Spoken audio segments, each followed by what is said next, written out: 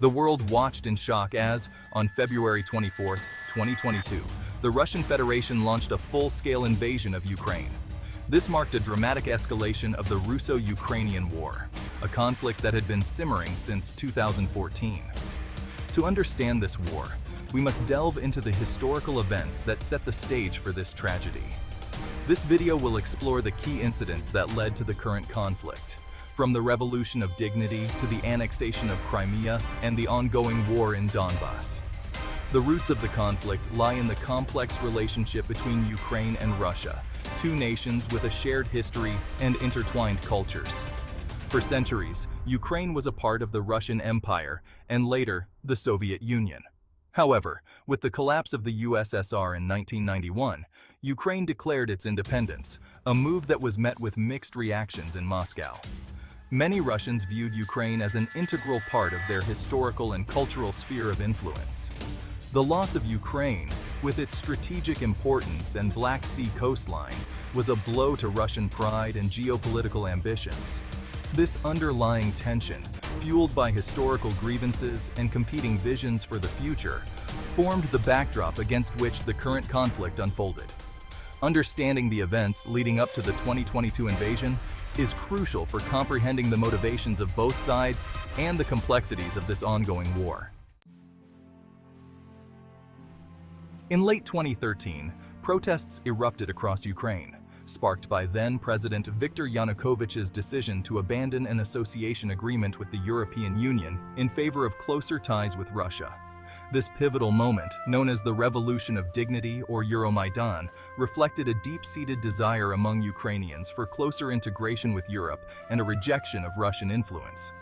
Hundreds of thousands of Ukrainians, driven by aspirations for a more democratic and prosperous future, braved the freezing winter to make their voices heard. They demanded an end to corruption, respect for human rights, and a government that served the interests of its people, not foreign powers. The protests, however, were met with a brutal crackdown by the Yanukovych regime. Security forces used excessive force against peaceful demonstrators, leading to the deaths of over 100 protesters, forever known as the Heavenly Hundred. This violence only fueled the flames of discontent, pushing Ukraine to the brink of civil war. In February 2014, after months of protests and bloodshed, Yanukovych fled to Russia, marking a turning point in the country's history. The Ukrainian parliament, reflecting the will of the people, voted to remove him from office and set in motion a new chapter for Ukraine, one marked by both hope and uncertainty.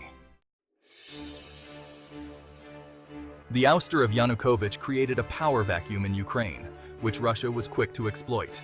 In February 2014, Russian troops, operating without insignia, took control of strategic locations in the Crimean Peninsula, a region with a majority Russian population and home to Russia's Black Sea Fleet.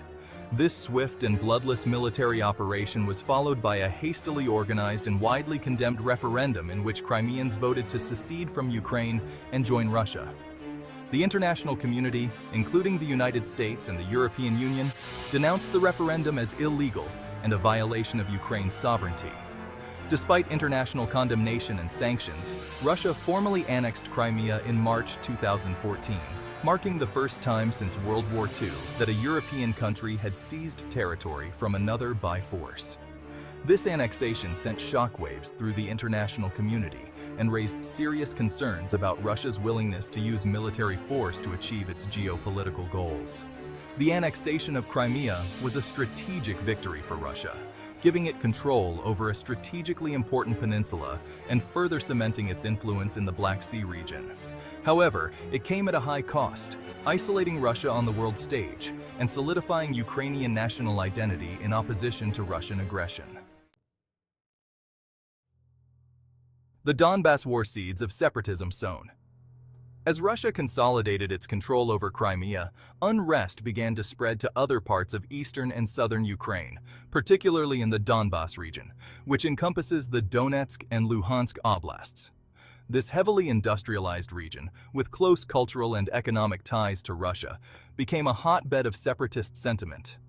Fueled by Russian propaganda and supported by covert Russian military aid, armed separatists, claiming to defend the rights of the Russian-speaking population, seized government buildings and declared the Donetsk People's Republic, or DPR, and the Luhansk People's Republic, or LPR.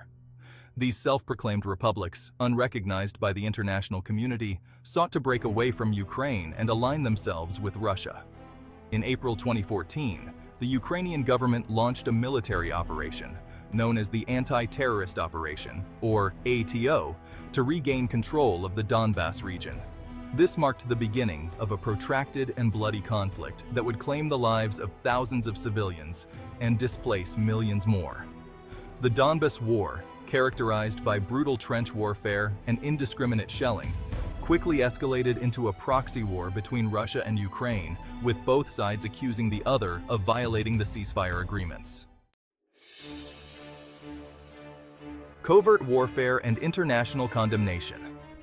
Throughout the conflict, Russia denied direct military involvement in the Donbas War, claiming that any Russian citizens fighting alongside the separatists were volunteers.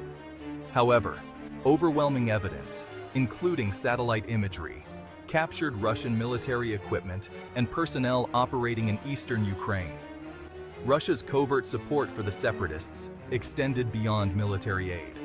Moscow provided financial assistance, propaganda through state-controlled media, and facilitated the flow of weapons and fighters across the border.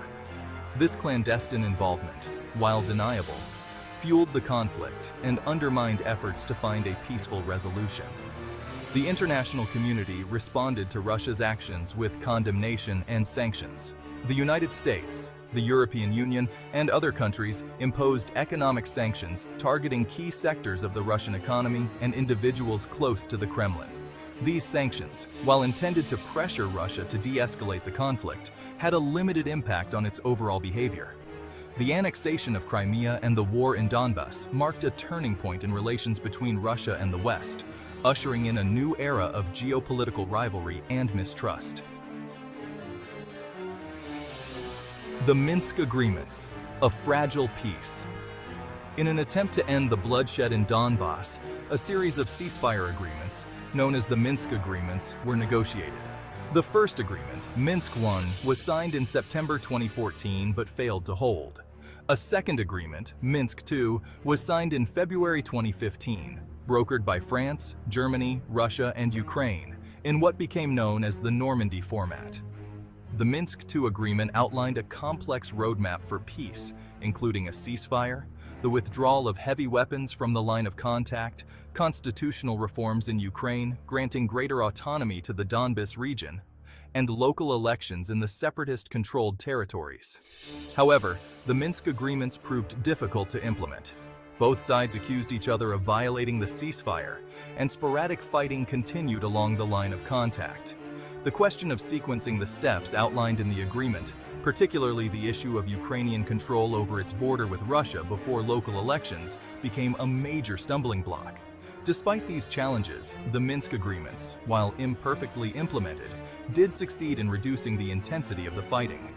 The conflict in Donbas settled into a stalemate, with neither side able to achieve a decisive victory. If you watched until now, please take the extra second to subscribe. It will really help to make this channel better for all. Thanks for watching. See you next time.